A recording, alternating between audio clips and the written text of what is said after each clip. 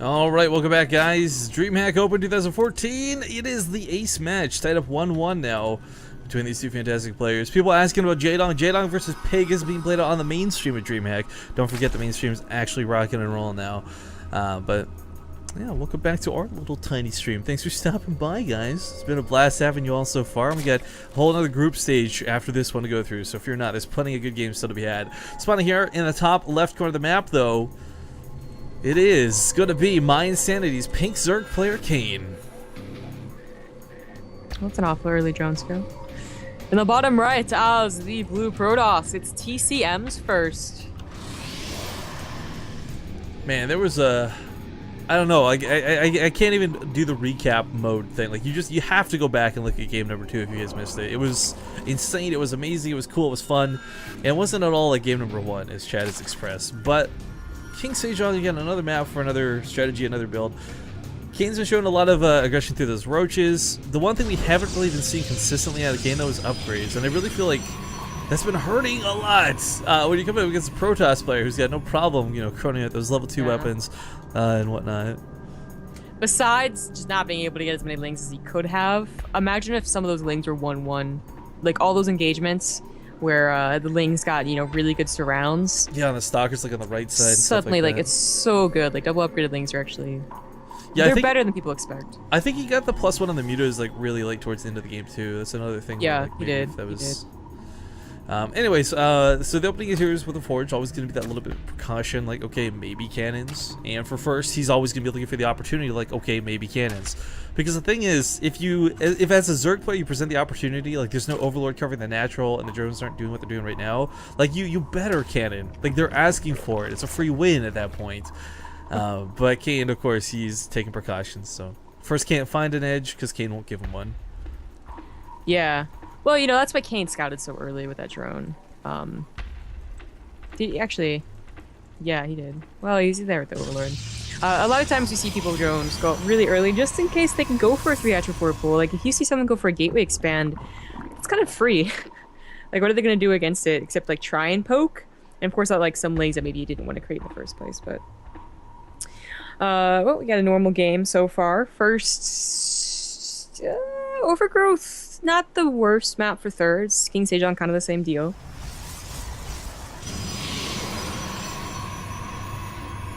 I'm wondering if we're gonna see first go for that Stargate. It's very popular on this map. Well, I mean, it's that, but like the Oracle was seriously the hero of that last game. Like, first would not, there's no question, first would not have even had a chance to come back in that game had he not had that Oracle. Now, I'm not saying you go with the Oracle because, like, it saved you once, you know, oh, my handsome prince or anything like that, but it was just so darn effective the way he used it, the way it got played out, so having another one, maybe not a bad idea. Yeah. I'd be really surprised if he went for, like, the Void Ray style, which is, I feel like we see the Void Ray style most commonly on this map, and I feel it's because it's a response to how popular Swarm Hosts are on this map. Like, the first time I saw that build, it was against someone who tried to go Swarm Host, and the Void Rays were just such a surprise. It was so good that it was no contest, you know? And I've been waiting for that to happen again, but most of the time we just see someone open up with like a Phoenix or an Oracle and then into the 2 Void Rays, just purely for defense, which is, it's kind of lame, whatever. You know, it's the super diligent that ever check this card are up here. We've like one time ever seen like a pylon and a proxy actually used in these locations, but Kane being very diligent in his scouting doesn't want to get caught off guard by anything. Yeah. Stargate was thrown down, by the way. I'll have to see what he actually gets out of it. We did get a sub just here in the downtime real quick, so big shout out to Cat Ruse.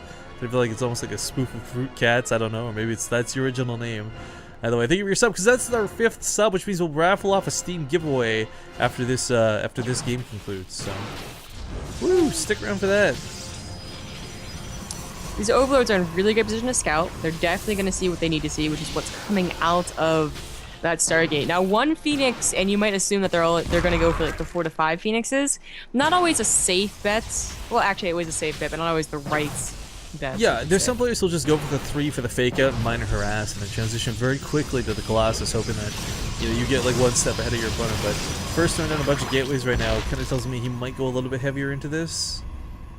Okay, so 4 gateways with the Phoenix help is very effective. One of the key things that Kane will want to try and deny the pylon. I mean, it's possible that first is actually attack with this. You know, with the pylon not already out in the map, although a probe is rallied to. Okay, yeah, I'm pretty sure that probe is gonna go ahead and throw it down. This should be an attack. He won't abuse the Phoenix energy on drones and queens. He'll save it for picking up roaches or, you know, even lings in emergency situations. And the key thing is Kane noticed this. Does Kane notice, like, hey, we're trying to pick things up? Should I be looking for a pylon around here? Does not see the probe or the pylon. He'll see it now. We'll see it. You better. No, legs, please. See it. No. Yeah, be kidding me. No, he doesn't actually see it. So that's a bit of a nuisance. But we do see it. We do have the continued Phoenix production. So I mean, 1 sport caller for now is okay. Typically we see 2. I like 2. I think 2 is pretty good. Takes all the gas drones. And he still has a couple of lifts left over. I think that first has realized he has not been scouted, so that's why he's waiting. You know, 1 warp in, 2 warp in, maybe even 3 warp in and surprise. Yeah, 8's like Kane, that. Yeah, 8's like that perfect number of zealots to go with. Yeah, he got the roach warrant. He's getting another roach warrant on It's just been droning. Yeah, there's been no indication that he needs roaches. So. No, he got another roach warrant. There's 2 roach warrants, right? Yeah, there's 1 building, there's 1 completed, so. Oh god, okay. Yeah, so he got it for emergency situations like this, and he's getting another one because I think he feels like he needs it again, but you already have it, build roaches.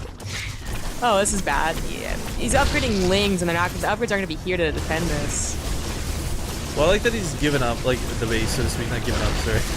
Definitely need to not put a pause in that sentence. The hatchery is going to go down, this kind of sucks, but he keeps all the drones alive, which is key. It would have been nice to get that queen out as well, but of course, it's the drones you're really prioritizing. You don't want to be remaking these later on in the game. He's got a hell of a lot of lings, but honestly, these probably can't tango with the amount of zealots that are currently in play. So I like that he's keeping the back and just giving up that base once again. It's a hard decision to make, but it's a necessary one. Yeah. And the zealots have +1 as well. So Kane is going to try and wait for his own upgrades, wait for the roaches. He is supply blocked right now with a lot of overload over at that third. Upgrades are so close too. Like the reason he has to wait for these upgrades, guys, with that armor upgrade, he only gets, it still takes 3 shots to kill the Striking instead of just 2. Transfuse is going down, he's buying some time. Looks like those upgrades are done, so he's got the carapace, gets involved in the fight once again. Big surround on the zealots, but these roaches, despite their amazing positioning, I don't know if they've done enough because the Phoenixes have been just doing work behind this. He has become unsupply blocked. That was one of the big reasons why he wasn't just, you know, completely defending this well. I would have loved if there was some way for Kane to have lings on the other side of the map, and he is going directly for the counterattack to cancel this third. That's really what would help him out right here. First grabs all the roaches though, so at the very least he knows his zealots will be able to deal with this back gnome, as well as the void raid. So he's gonna need to warp in some zealots like right meow. Oh, this is why, because he warped the zealots into the warp prism over here. Starts unloading in the main. Ooh, that's going to sting for Kane to deal with. Because we see all of these on this side of the field. He does get a cancel on the Nexus, though. So he's getting something done. But he's, got to deal with such a big warping here in the main. All first has to do is warp in like 1 sentry to block off that ramp, and he is so good to go.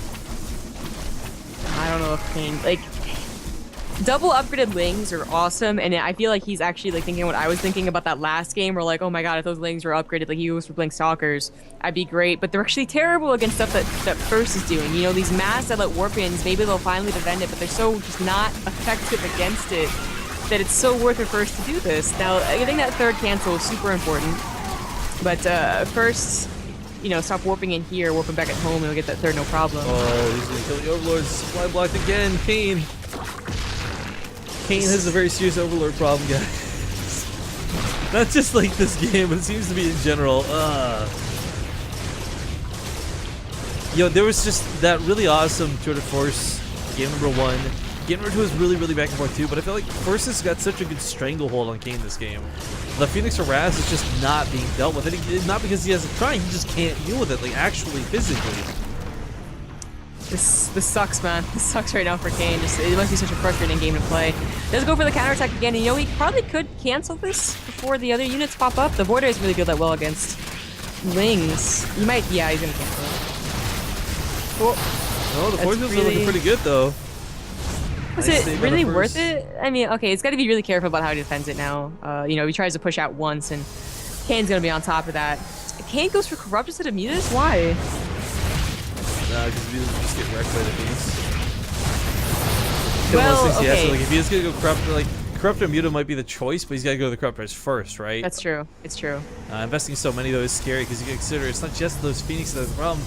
It's this ground force, this Century Stalker push that the follow-up is.